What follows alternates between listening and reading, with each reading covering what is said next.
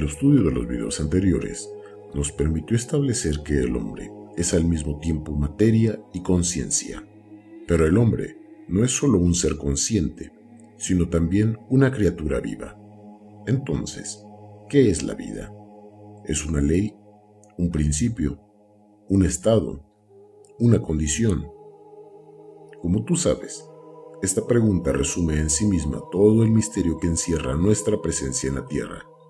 A través de los siglos, teólogos, filósofos y científicos han intentado responder a esta pregunta, pero ninguno lo ha conseguido. En el mejor de los casos, consiguieron definir ciertas condiciones indispensables para la aparición y la conservación de la vida, pero en ningún caso establecieron con precisión lo que es ni de dónde viene. La vida. Entre el final del siglo XVIII y principios del XIX, periodo en que la física y la química estaban en plena evolución en Europa y en Estados Unidos, muchos sabios abordaron el fenómeno de la vida y se propusieron probar que ésta no es más que el efecto de ciertas acciones y reacciones químicas provocadas por el azar y la necesidad. Tenían la convicción de que era posible crear la vida espontáneamente, combinando minerales y compuestos químicos, y sometiendo esas combinaciones a la influencia de factores externos como la temperatura, la luminosidad, la humedad, etc. Esa célebre teoría se conoció con el nombre de generación espontánea. Sobre la base de esta concepción materialista del origen de la vida, se publicó un gran número de obras y sobre el tema se pronunciaron centenares de conferencias en esa época. Los propios eclesiásticos se vieron en la obligación de abordar el tema, ya que muchos cristianos exigieron que la Iglesia tomase una posición oficial al respecto. Lo mismo sucedió con los feligreses de otras religiones. En efecto, no era difícil comprender que tal teoría llevaba a suponer que el hombre podía sustituir a Dios y que la vida, contrariamente a lo que afirmaban todos los textos sagrados, no era obra exclusiva de la divinidad. Entre los sabios que estudiaron la generación espontánea, el Dr. Littlefield merece particular atención, pues sus experimentos formaron parte durante años de los anales de la ciencia. De hecho, fue uno de los que más se interesaron por esta teoría, convirtiéndose en una autoridad en la materia. Por otra parte, contrariamente a la mayoría de los científicos que se habían fijado como objetivo probar que la vida era el resultado de un accidente químico, él buscó, ante todo, comprender el proceso al que la vida obedecía. En este sentido, dio una dirección más espiritual a sus investigaciones. Como ya hemos dicho, otros lo habían hecho. Consiguió efectivamente, a partir de una combinación de minerales, de agentes químicos y de condiciones biológicas específicas, obtener criaturas vivas que en su mayor parte eran unicelulares. Así pensó que había descubierto la fórmula que permitía la creación artificial de la vida. Pero contrariamente a los organismos vivos que la naturaleza produce según sus propias leyes, las criaturas obtenidas en el laboratorio alcanzaban siempre cierto grado de desarrollo hasta que morían.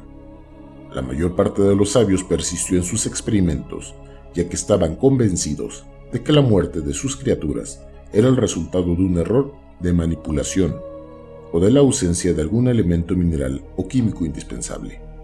Por su parte, el Dr. Littlefield comprendió enseguida que si esas criaturas morían en un determinado punto de su evolución, era simplemente porque él no había creado la vida, sino únicamente permitido que se manifestase por algún tiempo. A partir de ese momento, el Dr. Littlefield rompió definitivamente con la ciencia materialista y prosiguió sus experimentos con el deseo de probar que la vida es una emanación de la inteligencia divina. El mayor mérito de las investigaciones emprendidas por los partidarios de la generación espontánea fue el de despertar, ante todo, el interés que el hombre debía tener por la vida. Por otra parte, los experimentos efectuados en este campo de estudio permitieron a los científicos alcanzar una mayor comprensión de ciertas leyes inherentes a su aparición y a su conservación. Pero lo más importante fue ciertamente la conclusión que se desprendía de estos experimentos. Contrariamente a lo que la gran mayoría de los sabios pensaba con anterioridad, estos aportaron la prueba de que no existe en verdad materia inerte alguna. En efecto, el simple hecho de que la vida se haya manifestado, aunque sea durante algunas horas o unos pocos días a partir de sustancias minerales, es la prueba efectiva de aquello que los místicos llevamos afirmando hace siglos, a saber, que el paso de la materia hacia la vida se produce inevitablemente cuando se reúnen condiciones terrenales y cósmicas idóneas. Esto significa que toda partícula de materia, en cualquier estado en que se encuentre, posee el germen de la vida. Por sorprendente que pueda parecer, la ciencia oficial, antes de entregarse a un estudio sistemático de los seres vivos, consideraba que la cadena de la vida intervenía solamente en 3 reinos: el reino vegetal, el reino animal y el reino humano. Partía del principio de que los vegetales intervenían en la nutrición de los animales vegetarianos, los cuales servían para nutrir a los carnívoros, y que el hombre, en el extremo de esta cadena, dominaba todo el conjunto disponiendo de él a su antojo. Como consecuencia de las investigaciones hechas a principios del siglo XIX, los científicos integraron el reino mineral en el ciclo de la vida. Desde entonces, consideraron que los vegetales y los animales producen desechos, y que estos, bajo la acción del sol, de la lluvia y de las bacterias, producen los minerales, si no vivos, al menos portadores de vida. La materia ha dejado de ser considerada como un mundo inanimado. Es evidente que el hombre no puede crear vida en el sentido en que la entendían los partidarios de la generación espontánea. Su poder se limita a procrearla dentro de su propia especie, o a ejercer una influencia sobre la manera en que ésta se reproduce en las especies animales y vegetales. A este respecto, la ciencia tiene una enorme responsabilidad, pues su tendencia a querer manipular las leyes de la genética es peligrosa. La manipulación puede, en efecto, afectar a las criaturas vivientes, que en el plano fisiológico podrán provocar una degeneración, o tal vez la desaparición de ciertas especies. Por otra parte, puede violar los más profundos principios deontológicos que deberían guiar la conducta de todos los científicos, tanto respecto al hombre como respecto a los demás reinos de la naturaleza. De esta forma, corre el riesgo de entrar en contradicción con las leyes cósmicas más elementales y, en consecuencia, atentar contra la vida misma.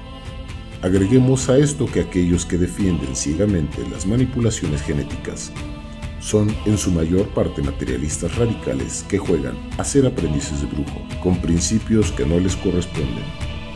Así, por más que admitiésemos la hipótesis de que el hombre pudiera infundir la vida en un ser artificial, aún así, jamás podría transmitirle la forma de conciencia que la naturaleza le habría otorgado, pues eso sobrepasa por mucho sus posibilidades. Lo que nos lleva a preguntarnos entonces qué sucedería en un plazo más o menos largo con esta criatura. La fuerza vital.